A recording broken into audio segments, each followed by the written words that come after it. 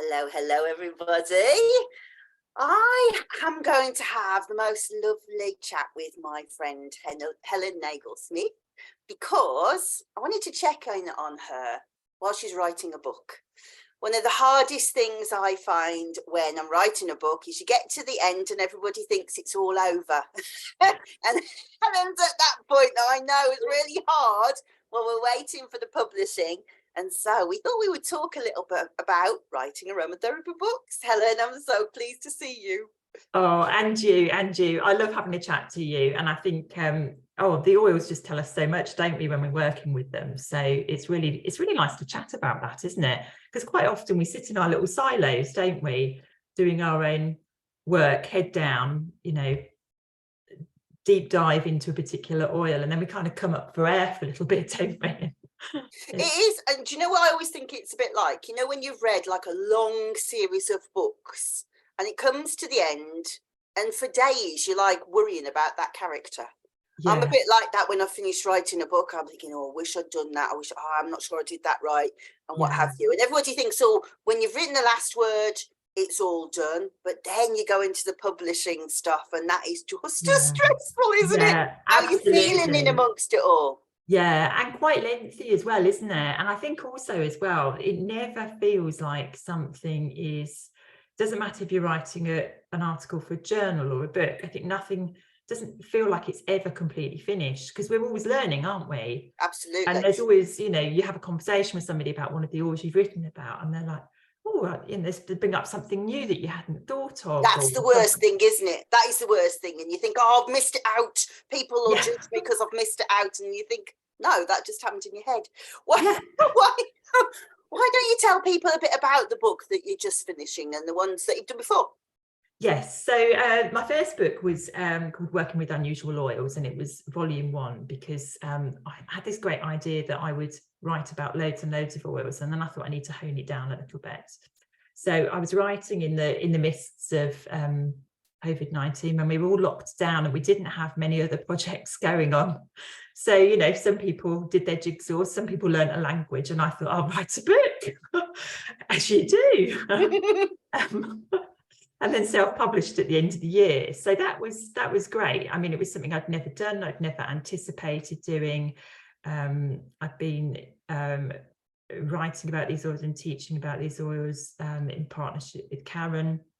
And we had this conversation. I was like, there just needs to be a book about this because it felt a very personal journey. And I just wanted to share that, I suppose, in some way. And I think very often when you first train with aromatherapy, I think there's so many oils, there's so much information, isn't there, in that initial phase. And then the reality is we live in a world that's constantly changing and our oil choices constantly change, don't they? And even, what interests us as aromatherapists constantly changes as well to some extent. So I thought, well, it's really interesting. There's these oils, but we're not actually talking about them that much or as much as we could be. So that was kind of the pivot really for that first book. So the second book is a continuation of that and another warren of rabbit holes of different essential oils. Yes, there are a few. There are a few, and you sort of do a deep dive, don't you? You get stuck in it for quite a while and then kind of come up for air. But so that's what I've been beavering away on. The process has taken way longer than I'd anticipated because, of course, in the first volume, it was locked down for a lot. Nothing else to do.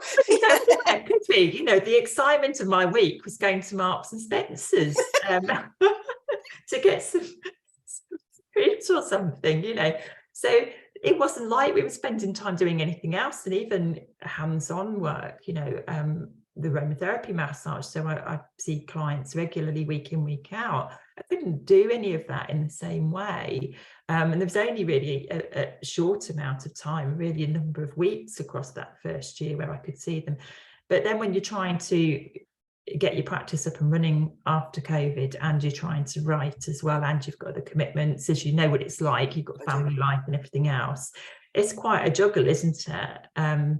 So it has taken me longer. And I think the learning for me is actually I need to have weeks where I just shut myself away I probably need to go and find an Airbnb and just lock myself away for a month. Yeah, definitely.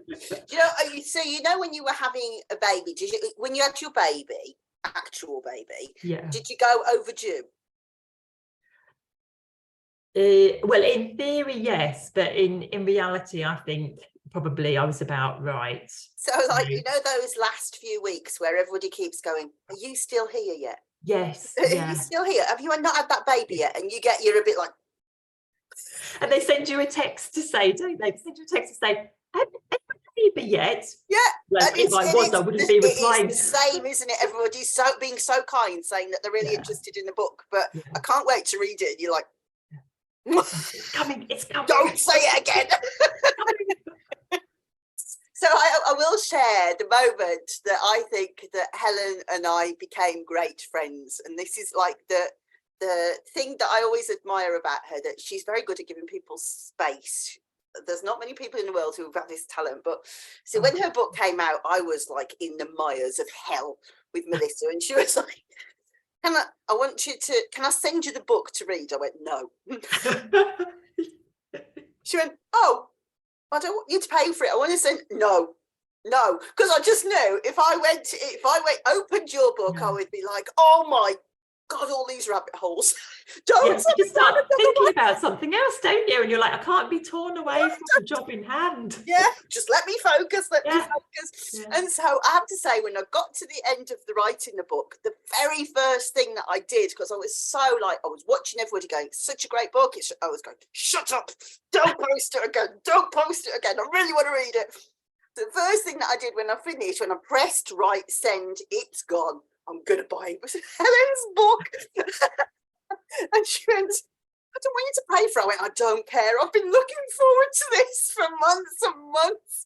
Oh, and it is such a good book. It was really worth waiting for. So thank you. Thank you for that space, but also thank you for the work that you did.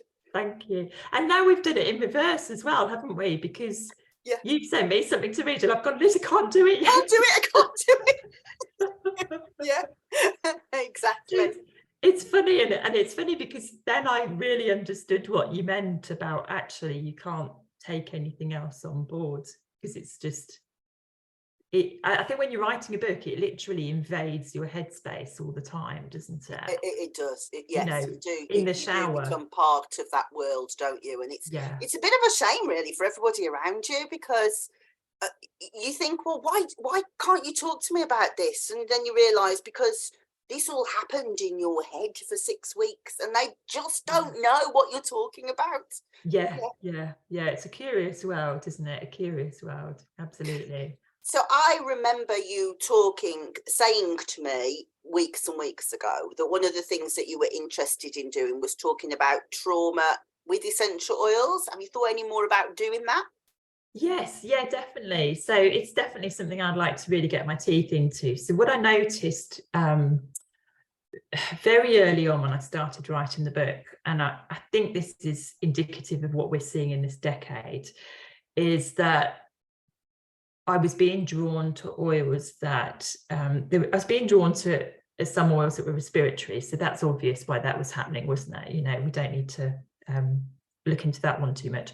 But I was really aware of a lot of oils that had a really spiritual, comforting element to them.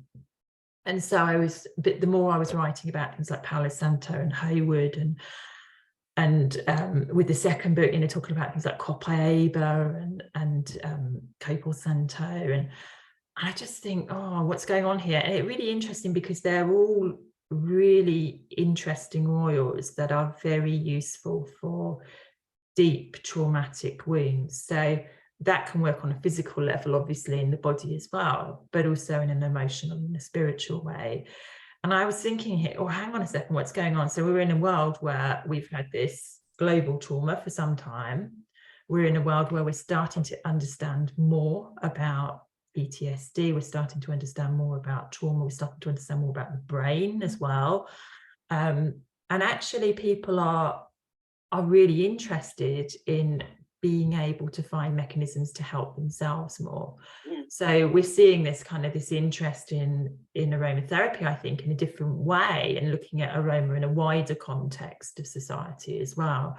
So that's sort of been on the back burner for me for a little while until I could get all these oils out of my head.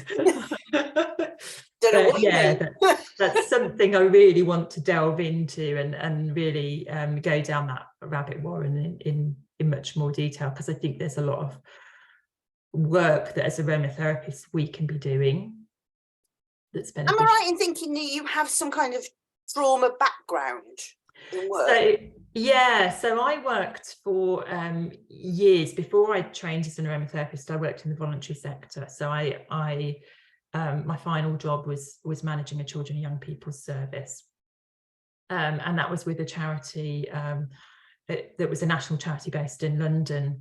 And some of the families that we were working with had gone through traumatic experiences. Prior to that, the first job I had out of university, I was working with a youth information and counselling service in a very deprived area with a lot of issues going on. So actually, I mean, unfortunately, seeing people coming in who have been traumatized as children from abuse of many different kinds, seeing people who were in domestic violence experiences, people who were struggling with sexual violence, for example. So there were a number I was seeing from a very early age, I guess, really sort of from my late teens onwards, because I was doing voluntary work before that as well in different capacities. I was seeing people who were having that experience of trauma and what that was doing to them in terms of a psychological impact for them. So that's kind of been part of that background, working with sort of information and counselling services for, over a decade before I came to the world of aromatherapy. So it's kind of something that's always been part of my world, if that makes sense. It's going to be magnetic to you, isn't it? That it will draw your gaze, definitely. Yeah. And I think in aromatherapy, we see our clients come from a whole host of experiences that bring them to the treatment room for whatever reason. And I always say, okay, so a third of my clients come because it's general maintenance. They know that aromatherapy massage helps keep them in good shape emotionally or physically. It's useful for them. I have a third who come because of specific pain, or they've injured themselves or something's happened there. And then the other third of my clients, I think, generally come because something has happened in their life that's been a really big pivot point for them. And sometimes that's trauma. Sometimes there's a history of trauma in their past, and we're seeing symptoms in their physical self that are potentially linked to that as well. So I think we understand more as a society about these issues, but I think it's a really interesting place to be in aromatherapy right now, and just the role of aroma as well. I think we're seeing some involvement there, aren't we? Some change there about how we even think about aroma. I think for many years, I think because we've become so visually and so auditory sort of disposed, if you like, there are two main kind of sense functions, aren't they? We focus on the visual and the auditory, but actually the sort of the smells become like sort of the I don't know, that like the poor relation, hasn't it, in the background? Definitely. I mean, that in itself is a really interesting phenomenon to explore. Just why it's on the back burner. We've had this from a religious point of view, how Christianity affected good smells with things that were good in the world and bad smells that were things with the devil. Immediately people switched off and went, I don't want to get too involved in that. And you can see it like a historical progression of that. But of course, as you quite rightly say, when COVID came and people lost their sense of smell, they realised how, a whole navigation system was just wiped out for me. And of course, it's really anhedonic not being able to smell. Your sense of pleasure is gone, and of course then you become depressed. And so we have this real like global experiment that nobody meant to do, but suddenly we have huge amounts of data thrust upon us as to why olfaction is so important to mood. And it was a gift, really. I mean, we shouldn't look a gift horse in the mouth. Yeah, absolutely. And it's really interesting, isn't it, that role of certain plant materials or resins being used in that sort of ceremonial and spiritual kind of way, because I think very often what we see, I feel very pulled towards I generally feel very pulled towards quite often a lot of Australian oils, but also a lot of South American oils. And I think that's sometimes about that level of spirituality that they have as well. I think we're all quite, I think generally as a society, certainly in the UK, I think we're quite depleted spiritually, potentially. And I think I agree, because we are religiously indoctrinated. And by that I mean that, you know, religion is a spirituality, but religion is spirituality with dogma written over the top of rules and regulations upon it. And yeah, so that connection to the earth, because paganism was wiped out, you know, that connection with nature, we really have lost it big time in this country. yeah. And actually, from a business point of view, when I'm researching how to phrase different things for sales and stuff, you only have to look at the way people search things on the internet to see that Australia are really spiritually based, America are really spiritually based. There's nobody searching spiritual terms in the UK. And it's really phenomenal to see, you know, just like Google will lay it out if you know how to look for it. The trends, you can see the evolution through the world, and the UK has a long way to go before we catch up in terms of this connection. Yeah, it's really strong, isn't it? I mean, I find it really interesting. I've just got an allotment recently, so you'll appreciate this, because I know, you know, your relationship with the bees and with plants and things. But just that whole thing about being in the earth, just honestly, my mind just empties and I just dig, or I move, or I weed, or it's just very, very grounding, isn't it? And I think for me, I find that with a lot of the tree oils. So when I'm not in that experience of going digging in the garden, then actually I'll turn quite often to a tree oil, because for me, that will have that same sense of grounding. Yeah, that doesn't mean to say it's the right oil for everyone, but no, you know, exactly. But I do me. think when I teach somebody for face to face, I say the first thing I would say to you is get rid of the textbooks. And there's somebody who writes the textbooks. I realise that's stupid, but it's about a personal journey with essential oils. It's not about what people have written. By all means, look and say, does somebody else agree with this? Certainly look, is it safe? What I picked, is it safe? But the personal journey is so much more important, I think. Yeah, absolutely. And I think also that changes, doesn't it? So, you know, like you have, I've had this with a few oils that I really don't like, you know, the ones you take a sniff off and go, ooh, and then you just, it doesn't matter what you do with it, you can't get to grips with it. And then sometime later, normally years for me, it pops back in. Yeah. And suddenly it's okay, because you need it then, or it's filling a void, or it's hitting the mark at the right time. Did you see the live I did, I don't know, about 3 weeks ago with a guy called Charles Cook, and his research is precisely about that. What is it telling you when you don't like a specific oil?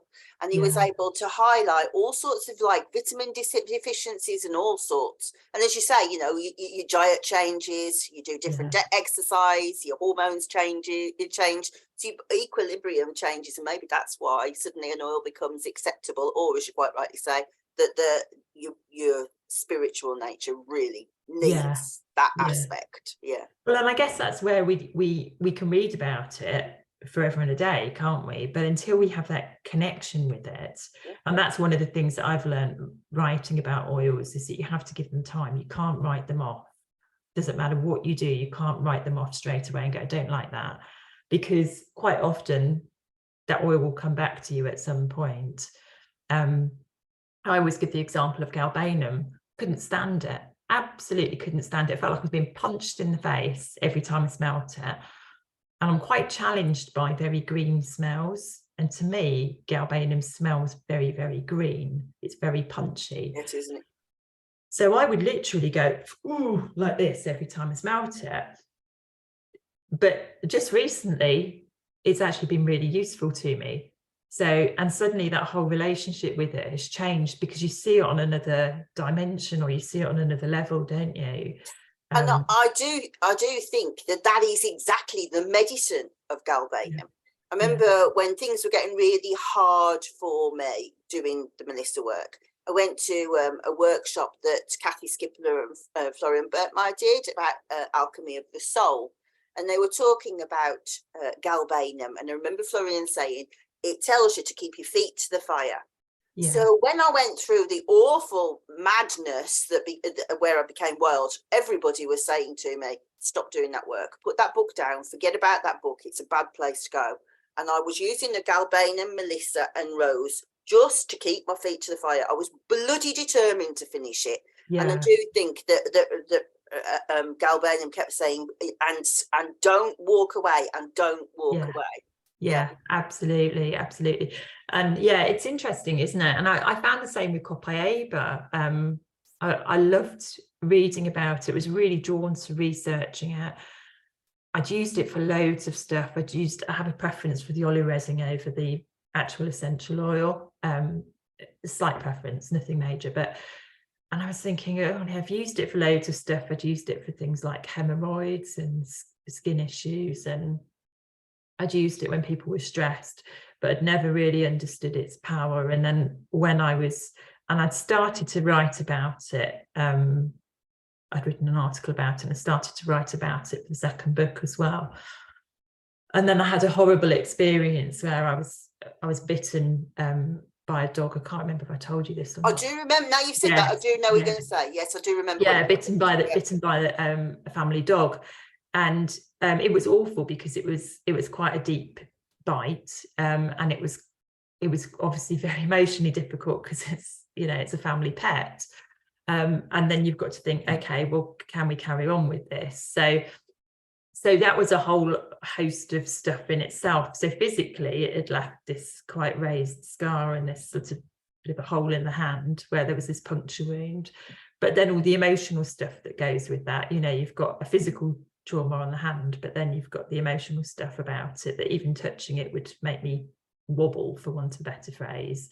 And I started to get nervous seeing other dogs if I was out and about. So if a dog came up to me, I'd feel myself going backwards and started to feel a bit panicky. And it was really interesting. And I used it because I was thinking in my head, I was just thinking, well, I need to use this. And I was thinking about, how useful it had been when I'd used it in preparations, quite often just on its own, really, for things like hemorrhoids. So I'm thinking about it with this physical hat on, The conscious mind is overtaking. Yeah, absolutely. So I'm just thinking, right, okay, being very logical about this, it's starting to go keloid. I need to change it. I need to put some of this on. And I was just gently putting this on. But actually, on an emotional level, it was so supportive and soothing and calming and nurturing, and it was just what I needed. So actually, I think whatever I'd massaged on would have helped anyway. But actually, the Copaiba was part of that package. And I think when you have that kind of story, it's a bit like, I really remember who my friends came to my rescue that time. You know what I mean? When you're talking about actual friends, when things were down, they were there for you. And you remember that about oil, don't you? It is an actual friend that you remember how much it's done. Yeah, absolutely. And I think that's always the tipping point for me, when you're using something and suddenly it just leaps up to another dimension. It has another resonance that maybe you'd read about it, but you hadn't felt it. That's the difference, isn't that? Yeah, I say it's so, like, when you talk about the mysteries of Eleusis, obviously the Melissa were the priestesses that presided over there. They said that people who had witnessed the mysteries were called epopteia. We have witnessed. Right. And I do think this power of witness, that I actually was part of that. I was like in the sensorium of hearing it, feeling it, seeing it, smelling it. It happened to me. I was there. Is really different to reading it. Yeah, absolutely. And I think because we live in a very logical world, I think if I'm honest, I think we're almost slightly scared to talk about it as Oh my well. God. And also when it happens, I think it scares me because I think, did I do that? Did I do that? Yeah, it's a very powerful experience, isn't it? And I mean, again, one of the things that writing has really taught me, that it's okay to tap into your instinct with an oil, that it's okay to go on a journey, and that journey isn't always a quick, easy one. No. And that there will be oils that aren't important to you before, but they now become really important for whatever reason, because your relationship with them has changed, isn't it? And I do think that when you get to that level of mastery, then you become the hands of the plant, you know, that you know how to take that plant's magic out into the world, rather than, you know, when somebody stands in front of you, you can almost read the vibration that's coming off them. Oh my God, they need to go and see such and such an oil, you know. And rather than just like you say, the conscious mind going, oh, I need to go through the textbook, you pick it up straight away that plant will know how to fix that person. And so you can just kind of hand the bottle over, really, or even emanate that energy yourself, because you understand what that energy, what that plant wants to convey. Yeah, absolutely. Well, that's really powerful, isn't it? Because I was thinking about I had a filling yesterday at the dentist. Oh, how's it feeling? Oh, I'm just, it's fine, to be fair. The problem is my jaw locks up. Yeah. So, and I've always had that problem. I grind my teeth at night, which I didn't know I did for years, but it turns out. Yeah, that's like me as well. That's because we've got really straight teeth at the front. That's what it is, isn't it? Ah, yeah. See, I kind of grind on an angle at them. So, as you do. So yeah, it was interesting because I was lying in the dentist chair. I'm a little bit, it's in my notes that I'm a little bit, I'm a nervous patient, is how it's politely put in my notes. Pain in the arse. That's what the dentist calls you. So I'm normally seen sort of sniffing out of a bottle as I approach the dentist's desk, you know, and it must look really odd to other people. I try and be more discreet about it and just put a drop of something on a tissue and stick it into my bra. But sometimes I forget and just grab a bottle as I'm going out, and it's normally something like Haywood that will keep me nice and soothed and calm. But I'd forgotten to take something because I was in such a rush yesterday.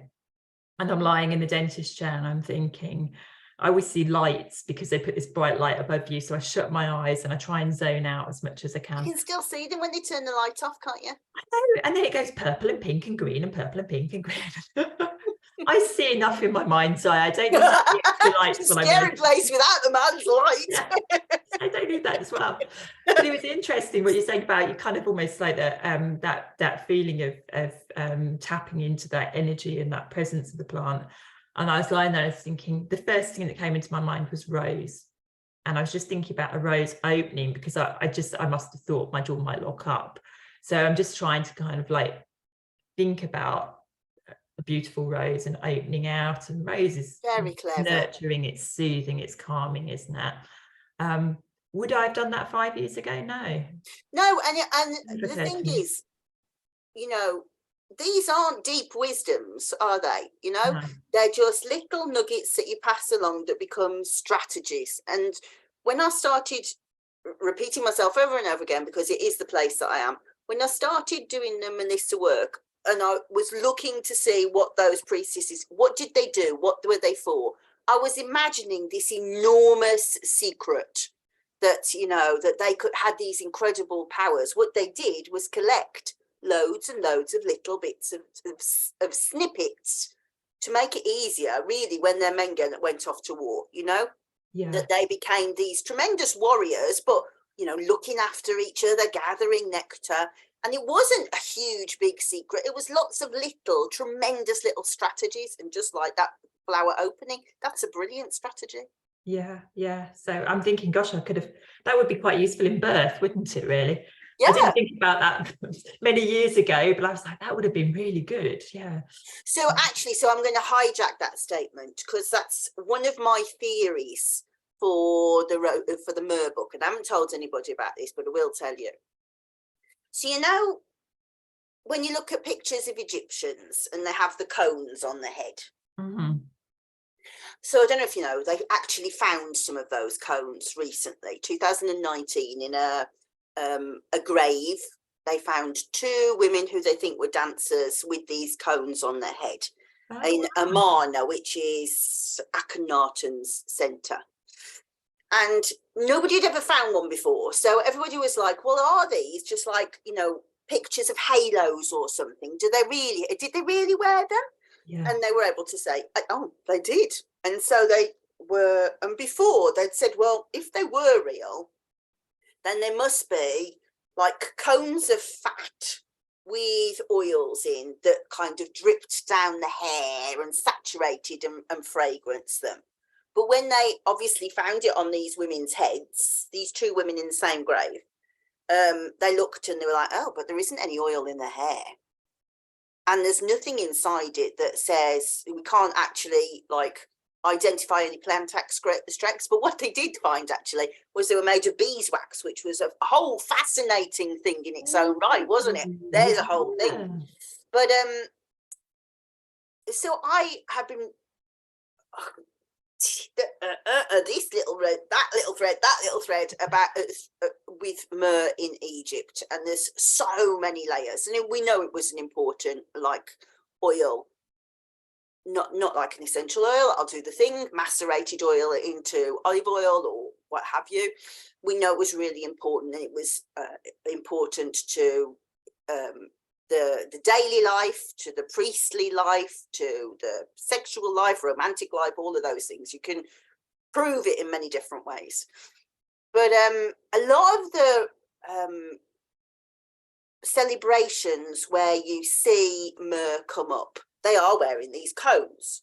And I keep thinking, oh, don't, one of your favourite lines, I'll say it because my dad always used to say, don't throw the baby out with the bathwater, because I still think that there was myrrh in those.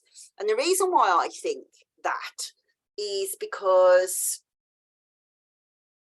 Hathor was the mistress of myrrh, and she's got lots of many incarnations. And you can prove that she was in lots of like her rituals to the dead, to drunkenness, all of those things. I think that, and you can see the musicians actually at the festivals wearing them, but then the other time that you see them come up a lot is when you see pictures of women birthing. So they were obviously wearing them. And you see, the penny dropped on your face then, didn't it? I do think that there's a possibility they wore them for that strategy of bringing the mistress of myrrh, the goddess of procreation, just this beautiful, their favourite goddess with them when they were birthing through scent. Must have been a powerful thing. I do think there's an argument for that. Yeah, absolutely. Wow. It's amazing, isn't it? So there's so many answers we still don't have to everything, aren't there? And we never will. So recent, isn't it? 2019. Exactly, yeah. And actually, so what's really interesting is Hathor has many incarnations. Her Sekhmet is she's like a twin goddess. Hathor turns into her and then turns back, and she's like this war goddess, and she's connected with rivers of blood. Well, that definitely sounds like periods to me. And you can see, if you like strip down all the different incarnations of Hathor, oh, there's a different element of what myrrh does, there's a different element of myrrh does. Well, a historian couldn't do that. You would need to, so it's really interesting how now we've got like this cross network of different disciplines that need to talk to each other, which we can obviously do better now. We've got all this technology that we're using. But you know, a funny little woman in Ludlow who hasn't done an Egyptology degree can give really good reasons why that might be, for them to be able to pick it up. And as you say, it's like a thread that probably wouldn't have existed before, and it's just from focusing on and writing a book, isn't it? Yeah, absolutely. And it's lovely, that moment, isn't it, where you see lots of different threads and you pull them together and you go, okay. And sometimes it's because you're finding out something new, or sometimes it's just that you're making a connection that you didn't see before, or you haven't seen written anywhere before. And sometimes it's also that you're busting a myth as well. You know, somebody will say something about an oil, and then you'll find something in later research that contradicts that, and when you look that up, there's a basis for that. So it's really fascinating, isn't it? I like that kind of, you feel a bit like you're doing detective work, don't you? really Yeah, and came I near mean me. that busting the myth definitely happened in the Melissa book when I was doing the Mysteries of Eleusis. They drink like a sacred drink, the Kikion, and there was there's lots of theories about what that might have been. Lots of people say like a mold that was on the barley that they made it of has a similar kind of chemical structure to LSD. So I think that's quite compelling. Other people were saying I can't say it now. What's the magic mushrooms? Yes, I know what you mean, but I can't I say it can't either. say the Begins word. with I can write it down, but I can't say it. But those. Yeah. And then somebody else had said that gentle mint, which is clearly not, it could be Melissa, certainly is not pennyroyal. And they were saying that, you know, these people, this festival of anybody could go, 3,000 people were there, and everybody was drinking pennyroyal tea. And I was like, well, I understand that the mortality rate was high, but I really don't think these women who were mistresses of herbal medicine and worm shamans were giving everybody pennyroyal tea to drink. Yeah, it You doesn't know, sound and right, does it? no, not at all. But to the historian, that made total sense. Sure. But to somebody who knew about plant medicine, we were going, I don't think that's right. You know. Yeah, And then of course you absolutely. get drawn into that because you get a bit frightened about saying it. You know. Yeah, absolutely. And that's the beauty, isn't it? Like you say, there's so many more resources available to us now. So I found sometimes when I'm researching an oil, I've come across somebody's PhD or something online that I can access, and it might be something that's kind of coming from a ethnobotanical kind of background, but it suddenly lays in lots of fascinating things that I didn't know or didn't appreciate, and that then makes sense with something else. Or they'll say something about, all the bits and matching them up. Yeah, absolutely. Or they'll say something about, you know, this is how this plant was used traditionally, and this is, you know, the indigenous use behind the plant. And suddenly that makes sense, because actually you think, well, okay, well, what are they doing with that plant? Where is the essential oil coming from? Were they releasing it in some way? Because sometimes they weren't they? You know, if we take essential oil from a leaf and somebody starts macerating that leaf or starts crushing that leaf and putting it in something. Debbie's really good talking about this with Australian oils, isn't she? Yeah. You know, how people would make a poultice, for example, or something like that. I remember her saying about that in a bit. And it's true, because actually then what you see is you look at the chemicals that are in that essential oil and you go, how there's something that's analgesic, or there's, you know, there's something that's anti-inflammatory. So suddenly that indigenous use that has been appreciated, known and understood really well for centuries and centuries all makes sense if you look at it through a scientific lens. And but it's already made sense to it's centuries already made sense, exactly, and that was the point I was going to make. There's really a trend now that makes me uncomfortable about, well, we only agree with that because we've got the scientific evidence. Well, even the men in the labs go, we're going to research that because we already know it works. You know, that information's been there for so long. A lot of it's hidden, but if you go looking for it, not only is it there, but it's important. And it really fills in gaps that the molecular stuff leaves wide open, you know. Yeah, absolutely. I mean, classic would be like copaiba, for example, going back to that one again. So we know that the oleoresin has some extra stuff in it that's really good for the skin. We know it's got diterpenes in it, so it's good for, it has an extra benefit to the skin. But when you look at it, it's a really interesting oil in that it has those benefits. I've completely forgotten what I was going to say now, Liz, as well. That happened to me I went off on a little tangent there. I'm like, yeah, I've got a really good point to make, and I've lost it completely. Never mind, because I want to move your attention anyway, because I want to pick your brains. So this box of goodies came the other day. Oh, ask lovely. me what's in the box of goodies. Go for it. I recognise the box. I recognise it. Yes. So Australian oils, essentially they are, and Great. they're the ones that Deb sent across for her workshop in May. Lovely. So I haven't shown anybody at these, but I saved them because I have a new favourite oil, and it's one you've written about, which is pineapple myrtle. I need to know about pineapple myrtle, please. And then I want to tell you what it's taught me this morning. Oh, interesting. So I find pineapple myrtle really fascinating. It's so, I think what's really interesting about it is it's so interesting because there's nothing else like it. No, it's really weird, There's just nothing but else like it. delicious. For those who've never smelt it, it's really Yeah, delicious. It is absolutely like delicious. smelling. It's like smelling a pineapple and a herb at the same time, and it's mouth-watering. Yeah, absolutely. So when I smelt it, it's really interesting because I got sent mango myrtle and pineapple myrtle together. I've got that too. So, I'm going to show you them all in a minute. so I'm going to sit there and salivate all your oils, aren't I? Yeah. Like, But you can come. But for that, Helen's going to come to our workshop in May, so I'll let you play with them, Hel.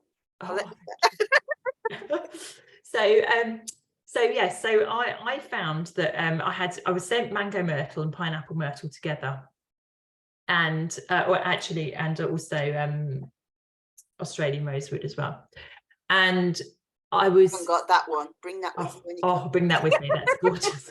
Oh, it's my Before we go, we should just give Greg a big because people are going to go, why can't we get those? So Greg Trevina, I'm hoping that I can coax him to come and talk to us, but it's upside down. Essentially Australia, the business is called, and he distills all tremendous Australian oils. Yeah. May continue.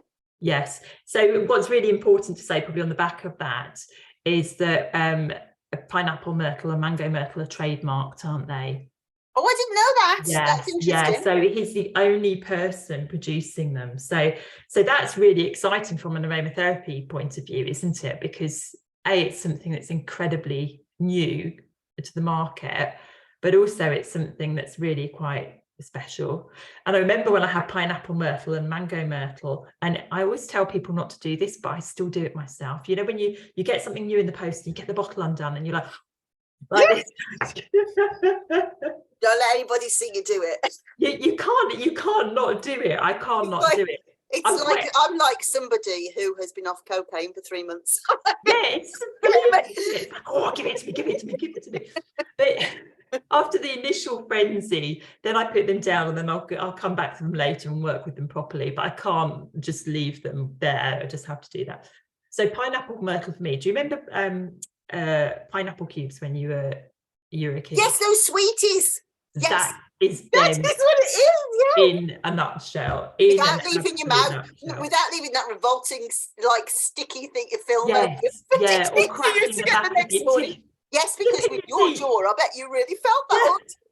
And I can't suck a sweet. I have to crunch it. So, but I loved pineapple cubes. They were one of my favourite sweets. And if I go past an old-fashioned sweet shop, I do normally have to buy some, to be fair. So I really enjoyed pineapple myrtle from the aroma point of view. I absolutely loved it. And I think it's going to be a really interesting oil for people to use. I think from a perfumery point, actually, I think it has potential. Because it's very, very sunshine, a very sunny, vibrant citrus. Yeah, and whenever I've used it with clients, it's very much been in a blend that feels quite uplifting, it's quite a happy making oil. You know, it's a bit of sunshine in a bottle, really. Definitely. And I really like it from that point of view. And it's really nice if you mix it with coconut oil. Oh, yes, that's a bit like a cocktail. A pina colada. Yes. So it's kind of a bit of sunshine happiness in a bottle. And I think that's really useful for us in the UK because we have such grim winters. And even this spring's been rubbish, isn't it? Really, really grey and horrible. And so I think it's got a really powerful sort of sunshine element. And that's probably how I use it the most with clients, because I think it's got some relaxing properties, but it hasn't got that sedating kind of quality that some oils that are relaxing have. Definitely got a morning vibration about it, hasn't it? You don't want to be using it too much in the evening. I think you'd be quite wide awake for a while afterwards. Or I think use it with one drop, but think about what you use it with. Too very stimulating.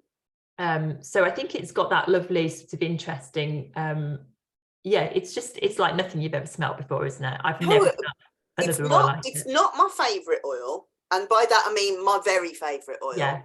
My very favourite oil is also one of his oils, and that's zest myrtle. That is my very favourite oil, but this is up there, I've got to say. Yeah. And I've noticed that my eyes do stuff when I'm using it. That's interesting. What do they do? So I read this book when I was doing the research called Pathway of the Priestess by a lady called Sharon Rose, Sharon with 2 R's. Right. And I've talked about this lots of times. So she went and learned the dances of the Hindu priestesses for the temples, and she became like a proper Hindu priestess, and was really interested in learning about her journey, because when she was like learning the different like mudras and the way that they presented themselves, she learned lots of ways of moving her eyes too, so that when people were in the temple, what they saw was the manifestation of the goddess based on like the way that she was holding her face. And I was aware that my eyes were properly moving to be quite coquettish when I was using it. And so eyes is quite an interesting thing when you think about trauma, actually, talking to you, because EDMR, like so that's what I was going through my head when you were talking about your eyes moving. Yeah, so when you do like tapping stuff as well, don't you? You move the like EFT, isn't it? Emotional freedom. So they move their eyes to dislodge trauma. Don't do it without talking to an expert. But when I was fanning it, I was thinking how interesting. We don't use fans anymore, but when we did, you would look over and you would do eye signals over the thing, and we don't really signal like that. We don't like manifest the goddess in the same way as perhaps we did before when we were hiding, not allowed to speak. Perhaps we've lost that now, and I'm really fascinated. Frances Bartlett was talking the other day about how she talks about, like, when you write a baroque kind of music, there's like a key, specific key, takes you to that emotion. So therefore there must be oils that follow that emotion. I think that's another dimension. That's right. So what do, if that oil, if I embodied that oil, what would that look like on my face, you know? So when you are using pineapple myrtle, you definitely look up and over there, because it's positive and you're imagining. So like if you, I can't do it with it in my hand now. So if you were like doing spikenard, for instance, you probably look down there, because it's quite it's sedating, and it's wistful, isn't it? And it's quite sad. It's got quite a sad feeling to it. Absolutely. So and I'd never really thought about how the oils move your eyes. Yes, that's fascinating, isn't it? Because I found it's a very playful oil. So it's got a lot of energy in that sense, and quite a young energy, I feel. So it's really interesting, isn't it? I've never thought about the eyes in that way before. And if you did do that, if you kind of created a therapy around, I want my eyes to go that way, if your eyes were permanently that way, I don't think you could be anxious. I don't think you could be depressed, because your brain follows that pathway, doesn't it? Yeah, interesting, isn't it? It's and worth again, exploring, isn't it? Absolutely, and this whole link between aroma and our mind and our physical body, and what I think there's another wiring there we haven't noticed. It's far more complex than we've quite got to grips with. Do you know what else is in the box? Yes, go on, show me what else is in the box. Well, first of all, I have to tell you that Greg packs things beautifully. Oh, doesn't he? Even the boxes are beautifully pretty. Yes. So you're opening everything like a Christmas present. So I haven't interrogated her. I said to her, am I allowed to open this box? Well, first I said to Greg, do you know if I'm allowed to open this box? And he said, open the box regardless. And I was like, no, not without checking with Deb. And she was like, what? The box? I was like, because I'm polite. So we've got a big bottle of Eucalyptus australiana, which is good because obviously we're working with lavender and eucalyptus. At the workshop. And so there's a couple of eucalyptuses in here. So we have peppermint gum, which is eucalyptus dives. Do we know? Yeah, I would say dives, but I don't know if that's right at all. Dives, I wouldn't have thought of that. Yeah. So, and then we also have Kangaroo Island eucalyptus. So this is going to be exciting, using all these different eucalyptuses and learning the different qualities. Yeah. And I mean, I don't know. I know roughly what she's going to talk about on the workshop. In case if people don't know what we're talking about, it's here in Ludlow on the 27th and 28th of May. So I know roughly what she's going to talk about, but I don't know the specifics. So I am going to be learning it with everybody else. So then, as I said, I've got the pineapple myrtle, lemon myrtle hydrosol. Oh, happy days. Oh. It's just like walking into a citrus grove. It's so beautiful. He has such a gift, doesn't he, for distillation? Yeah, absolutely.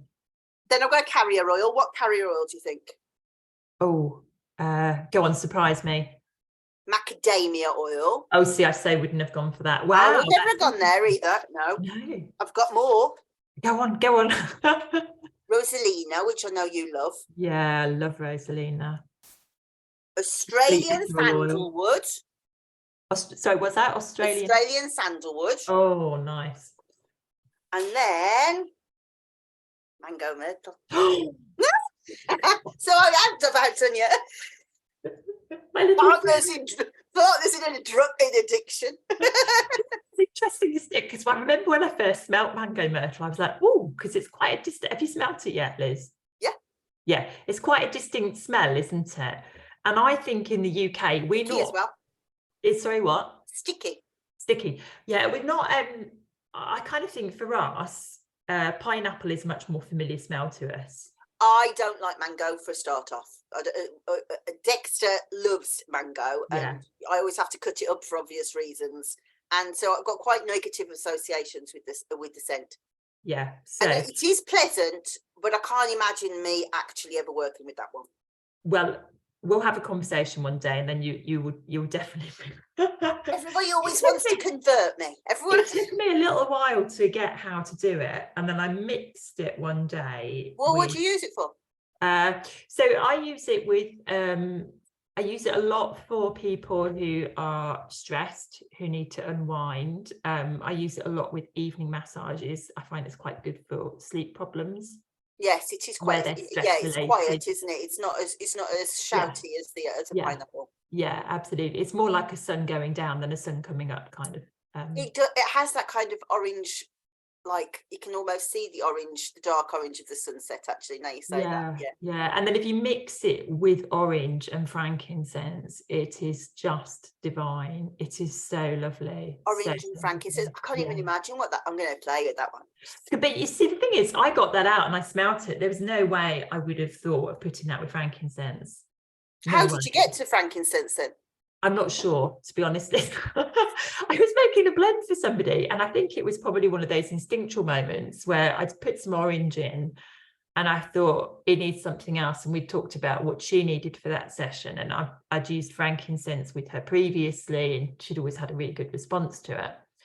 And I thought, I think actually a touch of frankincense. And I put it in, and you know, when you then smell the blend and you go, oh yeah, this is it, this works. And my client absolutely loved it. And I've used it a lot since then, and not just with her, but with other people as well. It seems to just maximize. How interesting. Potential. I always like to hear how people have done blends, because I am useless at creating blends. I just don't do it instinctively at all. Well, it's not, to be honest, it's not, I don't think I'm that great at it. It's not my bag necessarily. Sometimes you come across the most amazing blend, don't you? And you just think, I mean, if you ever get the chance to smell any of Nagle's blends, Nagle Hello for people who don't know. God, my God, he makes amazing blends. He has a real talent for it. And I think, I was also going to say that, I think some people have a real perfumery nose as well. They can really work with the blend, and they'll think about a blend in terms of layers and things like that, whereas I tend to come at something thinking about, right, I've got somebody who's going to lie down on my couch and I'm going to do an aromatherapy massage, and what do they need? So don't necessarily think about blending in the same way. No, I don't think like that. No, I So, kind of go, right, what oil will cover all of the things you're showing me? yeah, Go from yeah. it from that point of Yeah, view. but sometimes instinct takes over, doesn't it? You pick up another oil out the box, or you keep going to pick up an oil and another one, you keep going to the same oil for some bizarre reason, even though you're not meaning to go for that oil. And now I kind of just relax into that, I lean into it and go, okay, this oil needs to come out for some reason, I'm going to use it. And then normally they'll tell you something as they're going out the door and you're like, that's why. That's what I did. I've got that mango myrtle on my hands by accident. I can see where the frankincense comes in. It's got like a piney undertone, hasn't it? Yeah, it kind of gives it a bit of depth, I think, the frankincense. I have to be quite careful with frankincense how I work with it, because it can actually send me a little bit sky high. Yeah, floaty. Yeah, and I can kind of get a little bit like, ooh. So I have to be really careful how I use it in massages, because actually I'm absorbing as well as your client absorbing. So yes, oh god, yes, definitely true. Yes, especially if you're seeing several people in the day, so I have to be really careful. I couldn't use frankincense repeatedly across the day very often, or I could, but there'd be only one. I have profound admiration for those of you who do lots of massages. I do one and then I've had enough. Just I couldn't do it as a career, not at all. No. Just takes, I find it physically exhausting. I find it emotionally exhausting. I just don't. I do enjoy doing a massage, but one every couple of months, that's enough. It's enough. Yeah, enough. It is, yeah. Well, we all have different things, don't we? And I think also, that changes over time as well, doesn't it? I mean, when I trained, you had to learn to massage as part of your diploma. Yeah, and actually, I am a qualified massage teacher.